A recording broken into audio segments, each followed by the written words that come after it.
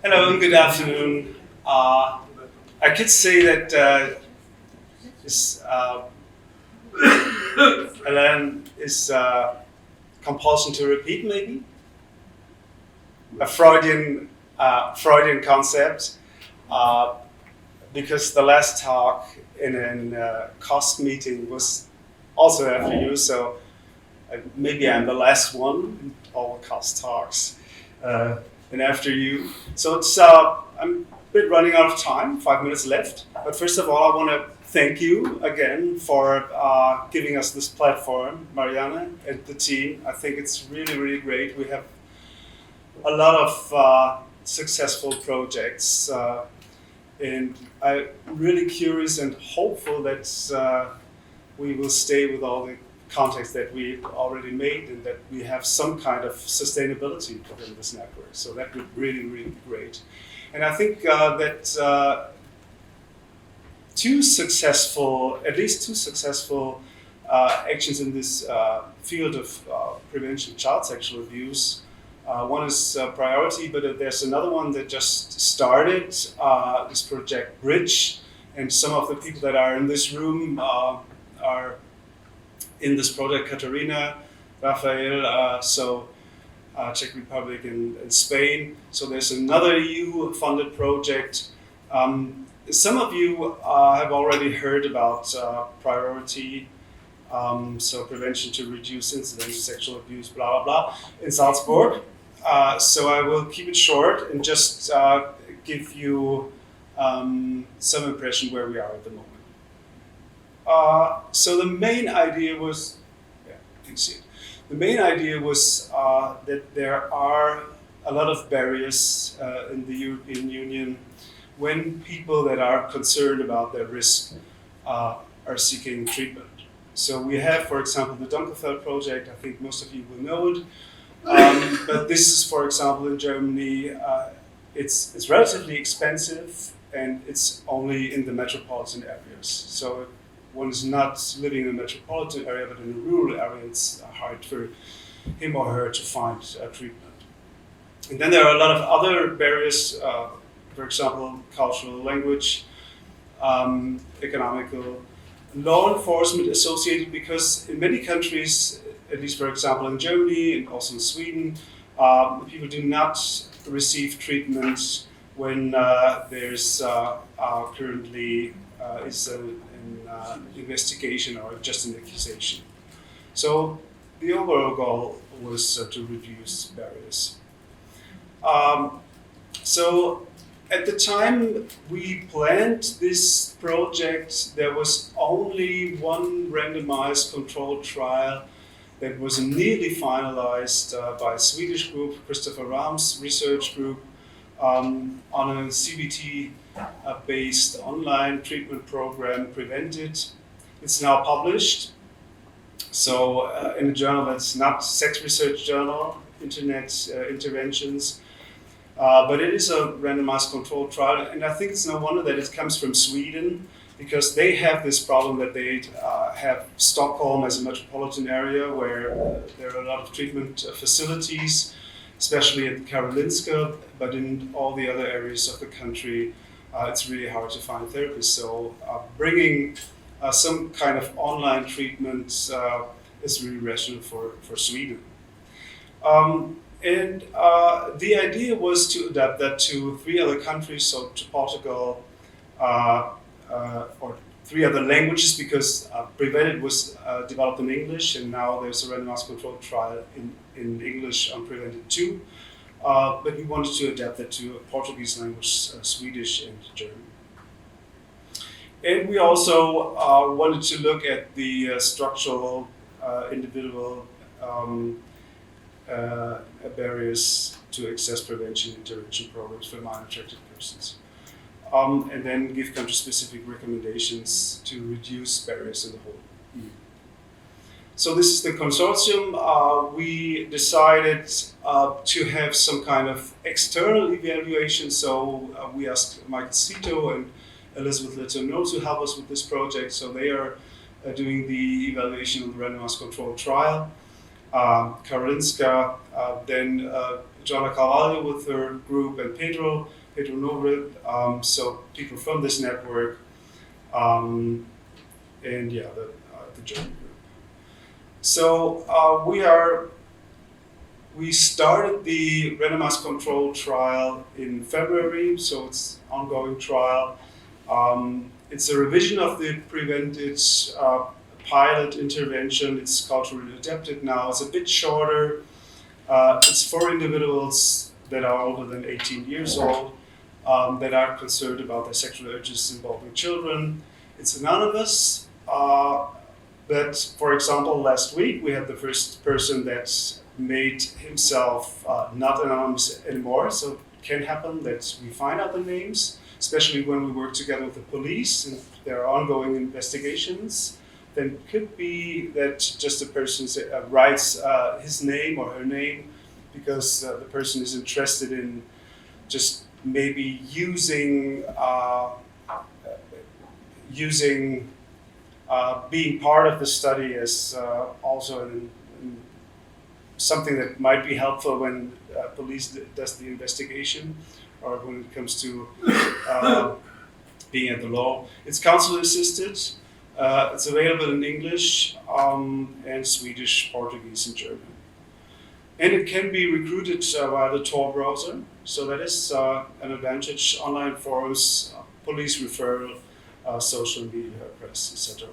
So it's a typical cognitive behavioral treatment program with some new issues, I would say, in the field. So mindfulness-based interventions, for example, but also all the risk-associated things that you already know. This is the learning page. And there are a lot of videos in this program. So this is Christopher Rahm, the developer of Prevented. And I wanted to show you 2 videos, but I think it's not possible. It will not work as far as I recognize. No, I think even with a technician, I think it will not work. I just wanted to show you how we culturally adapted this video. Because, for example, for Germany, normally we do dubbing. So Germans are not very familiar with reading subtitles.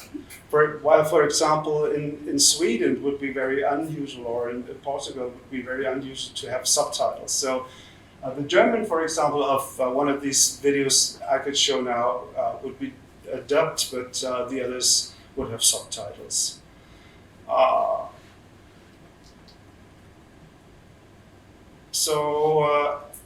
As I mentioned, we are planning to have a randomized controlled trial.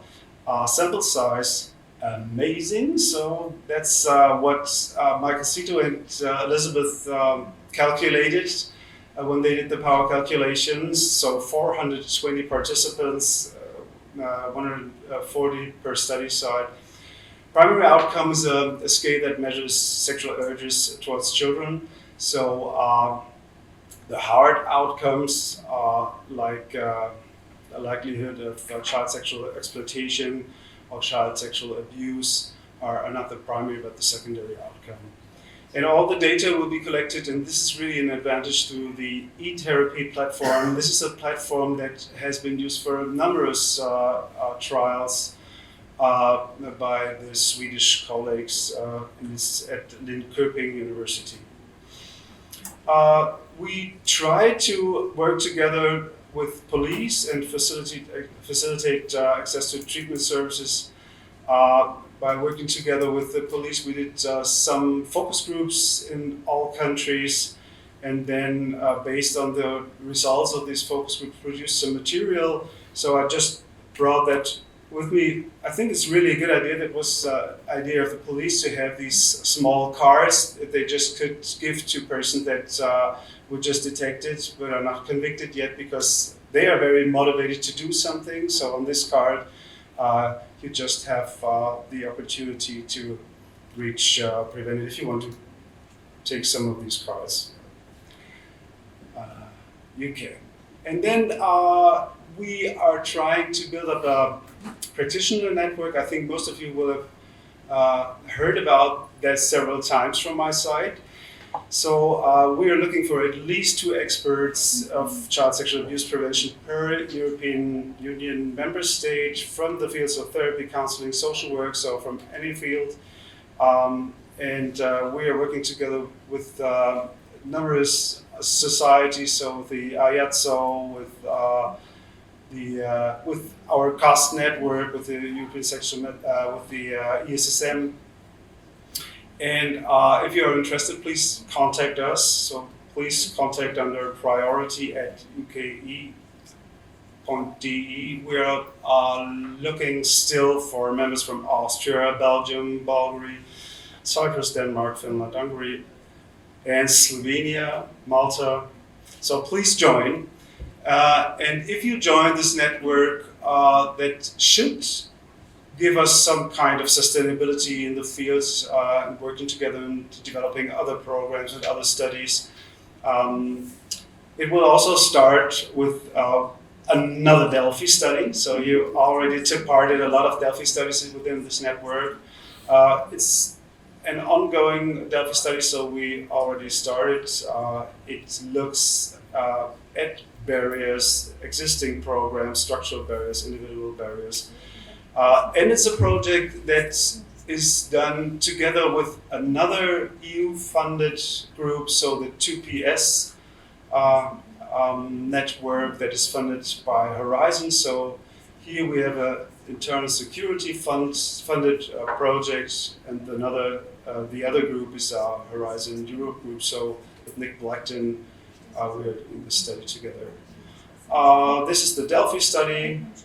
And that's it, more or less. But in the end, I want to inform you that Sasha and Joanna and Charlotta and Tanya from Zagreb, we have made a decision to try to have some kind of sustainability with training schools, more or less. So this is not the same training school, but it is some kind of training school. We applied for doing that at the Inter-University Center in Dubrovnik, and maybe thanks to Sasha, we were successful. So this is sexuality and sexual health in the 21st century, and it will be a meeting especially for doctoral students or early postdocs.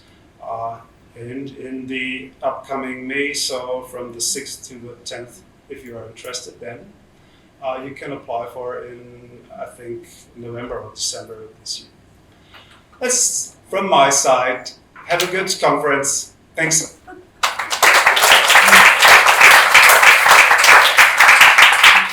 Thank you, Bill. I had a question. If you have a randomized control trial, you compare treatment with Waiting list. Waiting list. But both are interested in having treatment. Yeah. What about comparisons with people who don't want to be treated? It's difficult. Yeah. Well, I think there would be a hard-to-reach population in this setting, at least. But it could be an interesting study in the field of those that are already convicted, for example, because we could also deliver this form of treatment, online-based treatment, for those that are already convicted. We have an ongoing randomized control trial, this group, so which is the intervention is called At My Taboo. It's a longer intervention, but also online-based, and also working together with supervisors, and it's in outpatient treatment centers. But it would be interesting, yeah. Any other questions? Ethel, here's the question. So you were in. Sorry. I mean, that was really interesting. Thank you. Can I ask you, for priority 2, are you also recruiting through the darknet? Yeah, we are recruiting through darknet and through the ClearNet. Okay, and just a speculation. Is the darknet population any different from people who are Yeah. engaging in very similar behaviors but on the open web? Yeah, I think, and this is one of the advantages that we now have. As a clinician, I must say, I think we really reach different populations. So those that, at my institute, for example, we always have around 60 to 70 convicted in outpatient treatment. They are totally different from, not totally, but they are different from those that show up in the Dunkelfeld. And I think also that those that reach the platform via the Tor browser are, well, how to say, much more clever, maybe. Some of them seem to be much more clever than others that are already detected. Yeah. But maybe also more risky. Okay, just one, I know we're running out of time, or we've run out of time, but just one quick question then to follow up on that. So they are maybe different, maybe they're I think more so. highly motivated to avoid detection? Could be, yeah, could be. I think this is something that we have to investigate, which would be possible because I mean we could, for example, really look at the number of reported.